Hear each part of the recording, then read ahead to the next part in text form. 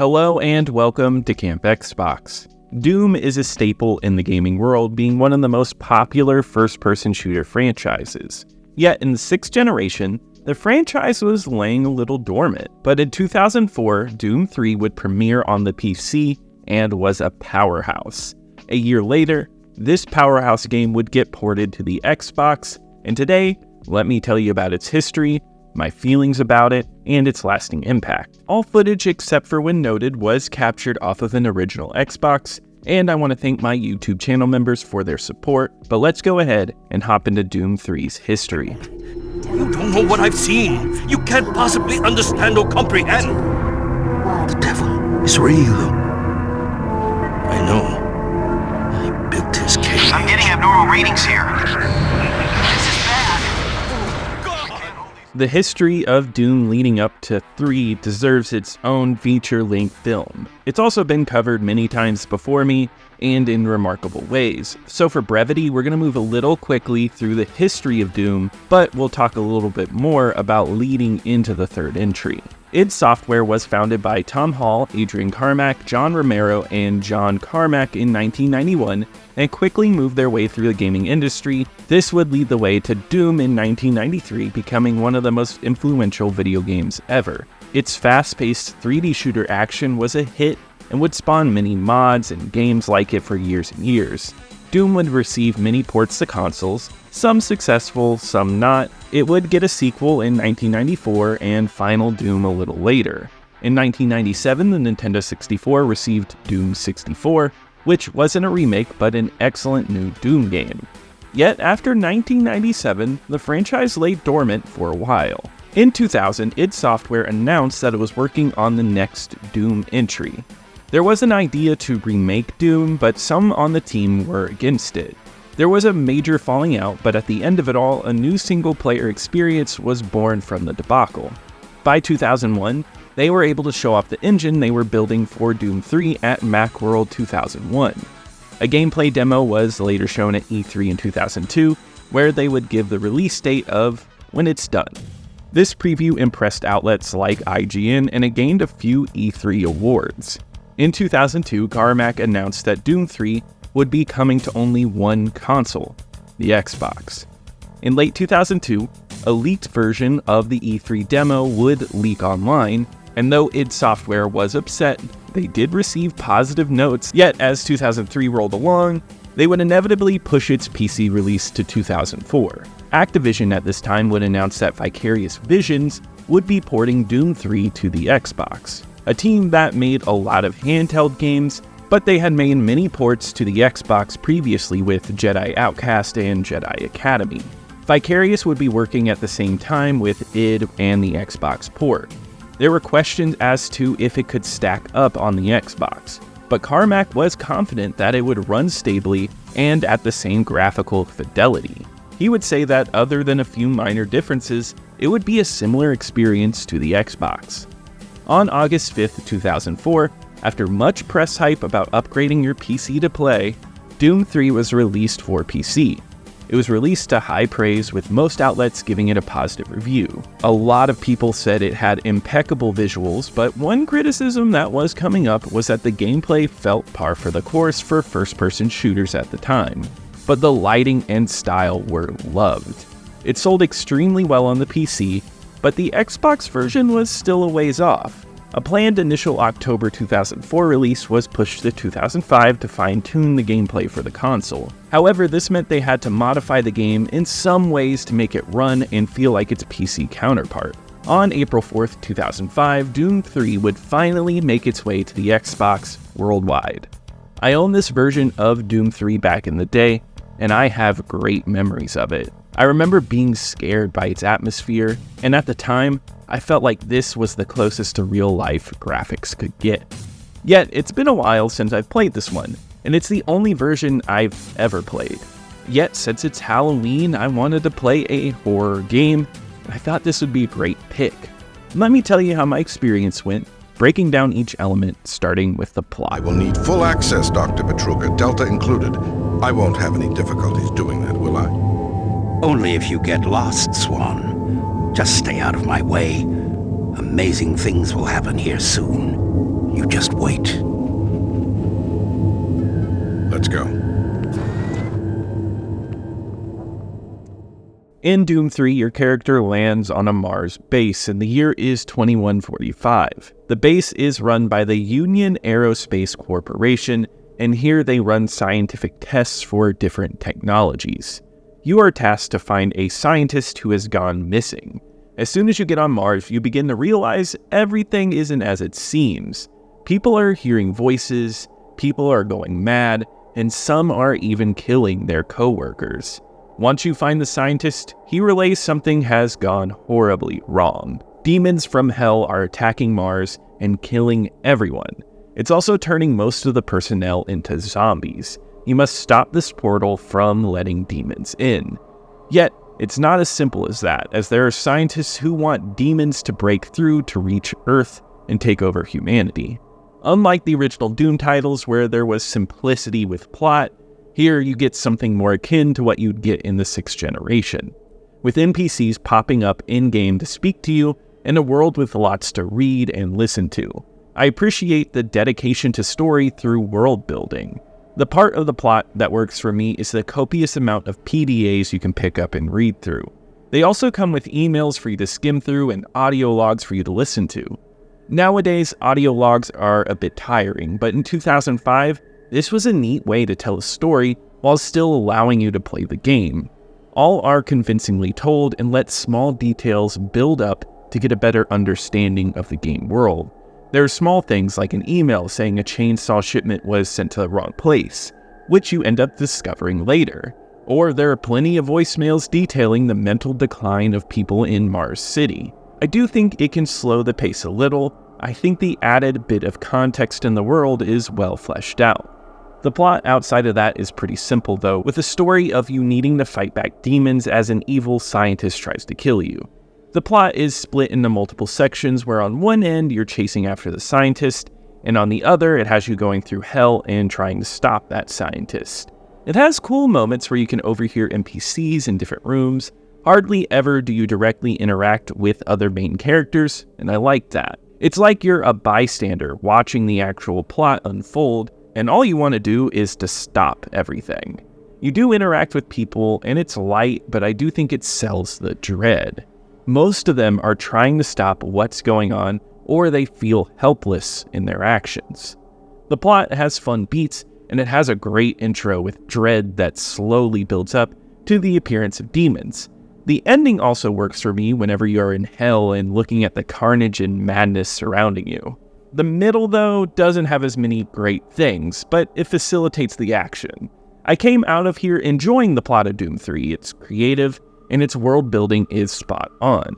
I don't think it was riveting or did many memorable things in the middle of its storyline, but it's never dull. You always feel like you have a solid goal in each area, and it does an excellent job of keeping the gameplay fun with a driven goal. Destroy all the opposed.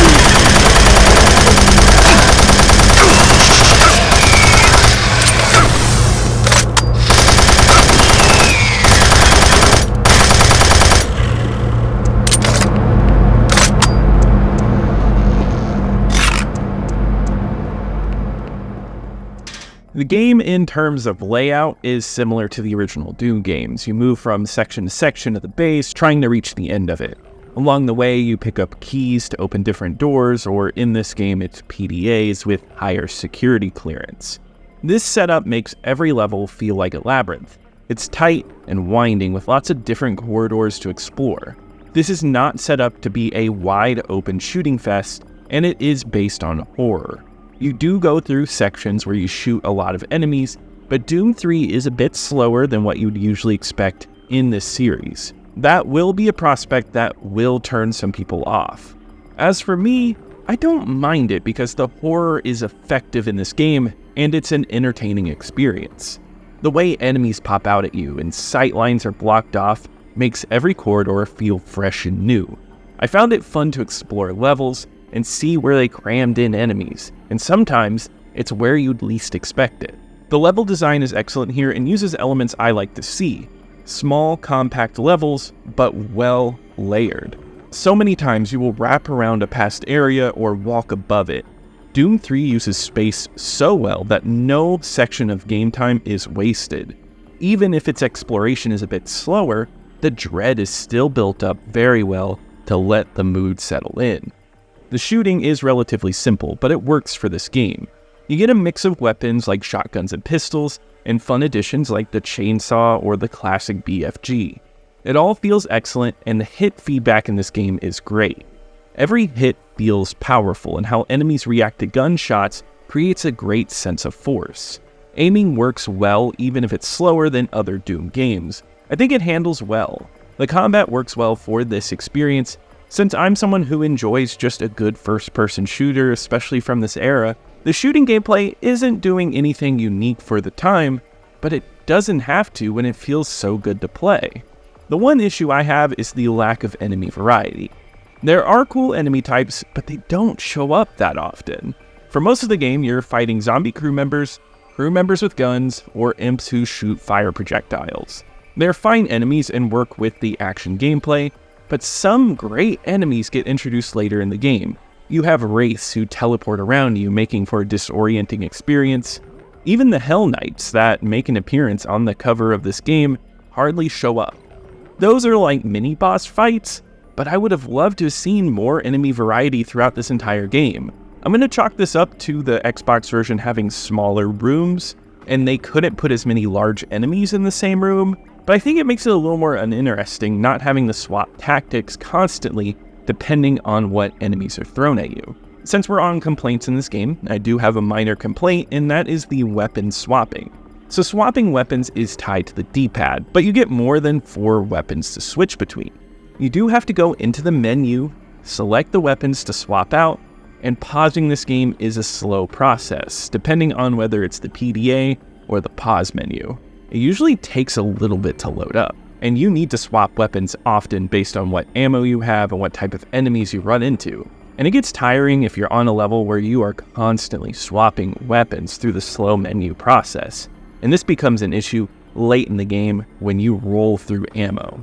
One common complaint I hear about this game is that you can't use the flashlight and gun at the same time in this version, having to choose between seeing well in dark spaces or being able to shoot.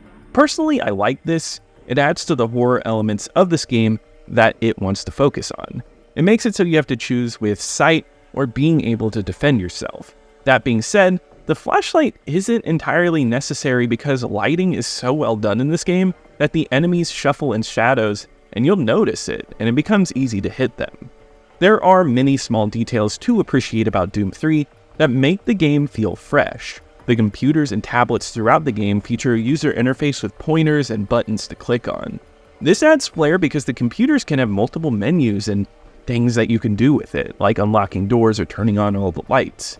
It's creative and it's fun to rummage through. It's unlike most things that I've ever seen on the original Xbox.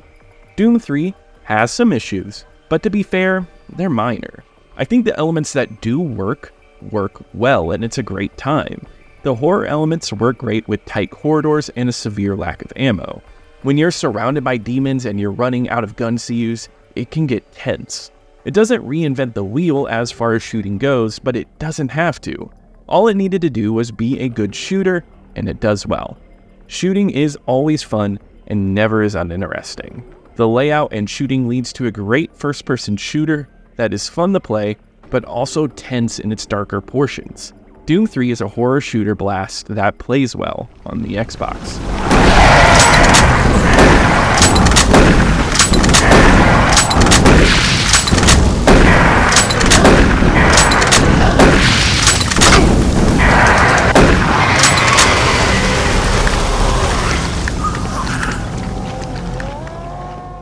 The visuals in Doom 3 are excellent all around. It's the kind of game that makes you marvel at what they were able to put on the Xbox.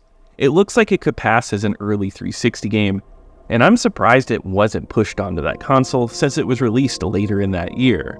On the PC, this game was a powerhouse for performance, and the Xbox version doesn't live up to the PC version running at the best levels, but what they managed to get on here is astounding.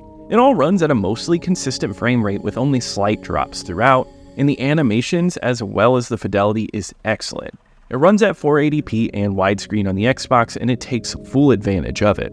The best part of the look is the lighting pulled off in this game. The areas in this game are drenched in shadows and darkness. The way the areas only have slight lights on the roof or on the ground, and the rays they cast on areas are stellar. I love it when the imp brings out a fireball and how it slightly lights up himself and the area surrounding him. Small touches like this make the horror mood work as effectively as it does here. That's what makes swapping from your light to your gun in pure darkness tense. I've seen great lighting on the Xbox, but this is some of the best you can find. The characters look great for the time as well. There are some great animations, and the way their faces look and move in full motion is excellent. Some of the characters' looks do repeat, but it still feels like a complete world, especially in its level design. Some of these levels with weaving paths and destroyed parts have a good sense of detail. There are moments like when you're on the monorail and looking out at Mars and you see the terrain around you. These moments are excellent. There are also so many rooms to explore, and none of the level design or elements seem to repeat often. It has a great art design that works in hand with excellent fidelity. In terms of graphics, this is one of the best looking games you can play on the Xbox.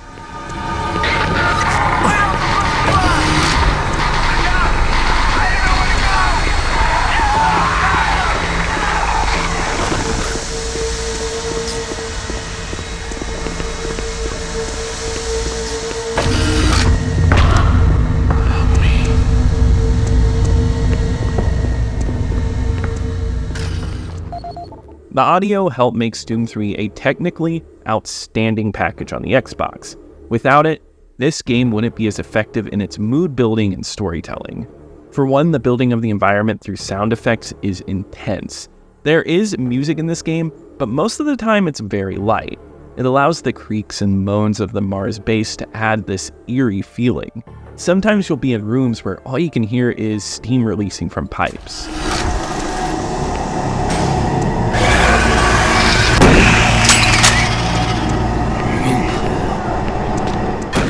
This game usually has creatures coming out of anywhere, so the sound effects of the base add to the tension. You'll go down hallways hearing noises, trying to listen for enemies, and when they do pop up, it's a surprise. It's a game well worth listening to with headphones on because the directional audio is excellent. Based on their steps or grunts, you can tell if enemies are behind you or around you. The sound effect work is handled perfectly here. The voiceover work is also excellent, with each character you run into having a personality. Their lines can be cheesy, but the actors pull it off. I think it's apparent when you listen to the audio logs how great some of the performances are. Here they get to express the insanity of this place convincingly. Okay, I don't know what is going on over in Delta, but I'm doing all I can down here. The constant demands are bad enough, but the rumors going around are making things a whole lot worse. The music in Doom 3 is solid and works well towards the mood building. You have the metal main track theme here, but mostly everything else for the soundtrack is dark ambient synth. It's composed by Ed Lima, and a small note about this game is that Trent Reznor was actually supposed to work on it, and let me tell you that would have been amazing. Still though, Lima captures a similar feeling with a pounding synth and ominous vibe. Most of the time it's quiet, but it mixes well with the sound of the world and your gunfire. I don't think anything is quite listenable outside of the game, but it's much like the rest of the game, a testament to building a horror atmosphere, which I appreciate. Doom 3 launched with Xbox Live support, and I got to play it through Insignia, the Xbox Live replacement service. I set up an event night and played with some of you, and it was a blast. Be sure to join the Camp Xbox Discord with the link in the description, where I plan on setting up more online sessions for other games. Doom 3 features co-op for its story mode, which for a game that is as intense as this to run on the Xbox in co-op is insane. Unfortunately, it's not split screen, but instead can be done through the internet or System Link. So if you have 2 copies, 2 Xboxes, and 2 TVs, you can sit side by side with someone and play the game together. Being one of the few kids with an Xbox where I grew up, this was a prospect I could only dream of. Yet, I'm sure this is an absolute blast for anyone that sat next to someone playing Doom 3 with them. It's an addition that ups the replay value of Doom 3. Doom 3 also features competitive online multiplayer through System Link or Xbox Live. It's a bit lackluster in terms of content though.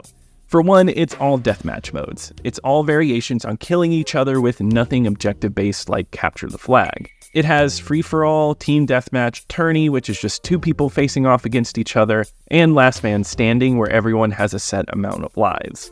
All are fun, but I would have liked to have seen some more variety. Another downside is that the lobbies only support 4 players maximum.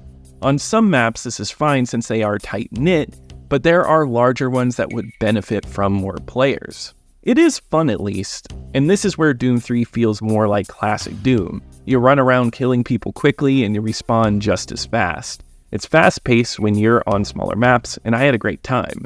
I enjoy a simple first-person shooter online, and this one delivers. The maps are well-designed iterations of levels from the game, and this one even has 2 DLC maps to add to the game.